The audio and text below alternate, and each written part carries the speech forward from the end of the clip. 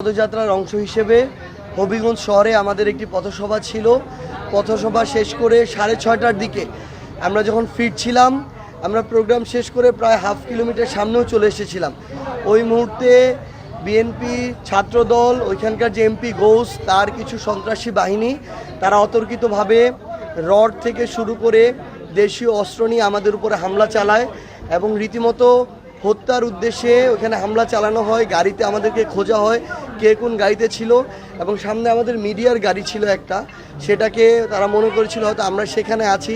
সেই উদ্দেশ্যে সেই গাড়িতে ধারালো অস্ত্র দিয়ে একদম রীতিমতো কোপানো হয়েছে এবং গাড়ির সবগুলো গ্লাস ভেঙে গিয়েছে, আপনারা ফুটেজ এখানে দেখতে পাবেন।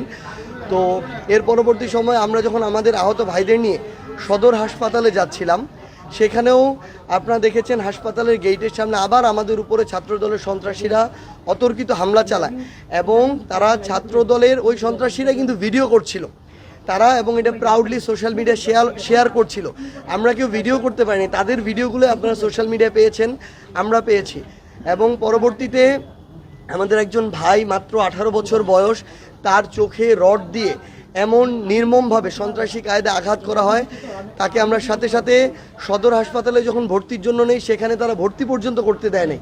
আমরা সিলেট এমএজি ওসমানীতে নেই, ডাক্তার তাকে দেখে বলেন গুরুতর অবস্থা, একটা চোখ অলরেডি প্রায় ডেড। এখন তাকে আমরা দ্রুত উন্নত চিকিৎসার জন্য ঢাকায় পাঠিয়েছি।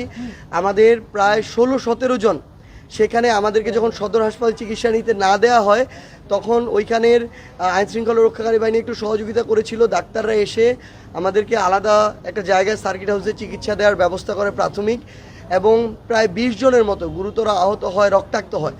তো এই পরিস্থিতিতে তারা দেখেন হামলা করলো ছাত্রদল বিএনপির আশ্রয় প্রশ্রয় উস্কানিতে নির্দেশনায়, এবং পরবর্তীতে ছাত্রদল সেখানে বলল যে তারা এই ধরনের কোনো কিছু করে নাই, সাধারণ মানুষ করেছে।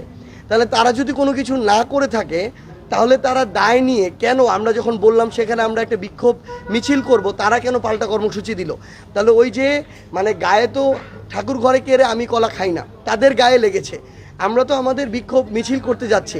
এখানে আমরা স্পষ্ট যেটা মনে করি যে সরকার, ওইখানে সরকারের যে এমপি আছে এবং যে আইনশৃঙ্খলা রক্ষাকারী বাহিনী, তারা মিলে আমরা যখন একটা কর্মসূচি দিয়েছি, তারা পাল্টা কর্মসূচি দিয়েছে।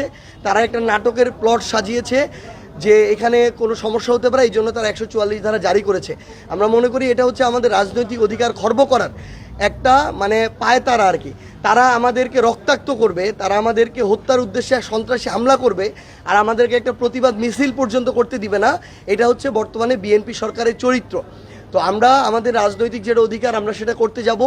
তারা যদি মনে করে, জনাব তারেক রহমান যদি মনে করে যে তিনি ছাত্র দলকে হোক এই ধরনের একটা সন্ত্রাসী বাহিনী পুষবেন, তাহলে প্রকাশ্যে ঘোষণা করুক, আমরা সেভাবে মোকাবেলা করব।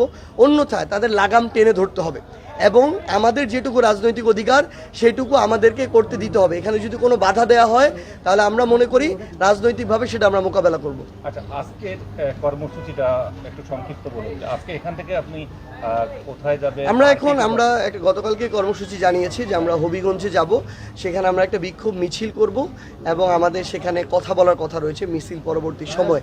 এই যে গতকালকের যে ঘটনাগুলো হলো, এগুলো পুরো দেশের মানুষের জানা উচিত, কারণ আমরা বিভিন্ন মিডিয়ায় দেখছি যে হয়তো ওই টাইমে ওইখানে সবাই উপস্থিত ছিল না বা নিতে পারেনি, বিভিন্ন মাধ্যমে শুনে বিভিন্ন নিউজ দিয়েছে, কিন্তু ঘটনাগুলো এরকম ছিল না। প্রশাসন, আপনি এসপি সাহেবের গতকালকে স্টেটমেন্ট দেখবেন, উনি কিন্তু বলেছে যে ওইখানে উনি ছাত্রদলকে দুষ্কৃতিকারী বলেছে, কিন্তু উনি এটা বলেছে যে তারা অতর্কিত হামলা চালিয়েছে এবং আমরা সেখান থেকে কিন্তু বের হয়ে যাচ্ছিলাম শান্তিপূর্ণভাবে, কোনো সমস্যাও ছিল না। তো আমরা আমাদের ওই যে কর্মসূচি দিয়েছি আমরা সেখানে যাচ্ছি। আমরা দেখতে চাই আসলে যে বিএনপি সরকার এবং প্রশাসন তারা আমাদেরকে কিভাবে দমন পীড়ন করতে চায়, কিভাবে আমাদের রাজনৈতিক অধিকার খর্ব করতে চায়, এটা আমরাও দেখতে চাই। আচ্ছা, ওখানে তো 100 কোটি ভোট জারি হয়েছে না, এটা তো আমরা মনে করি সরকার এবং প্রশাসন মিলে পরিকল্পনা করে এটা করেছে। আমরা আইনের প্রতি শ্রদ্ধাশীল, কিন্তু এভাবে যদি আমাদেরকে তারা রক্তাক্ত করলো, তারা আবার মামলা করতে গেল, আমি যতদূর জানি তারা মামলাও করেছে, আবার আমাদের নেতাকর্মীদেরকে ধরার জন্য তারা পুলিশকে ব্যবহার করছে।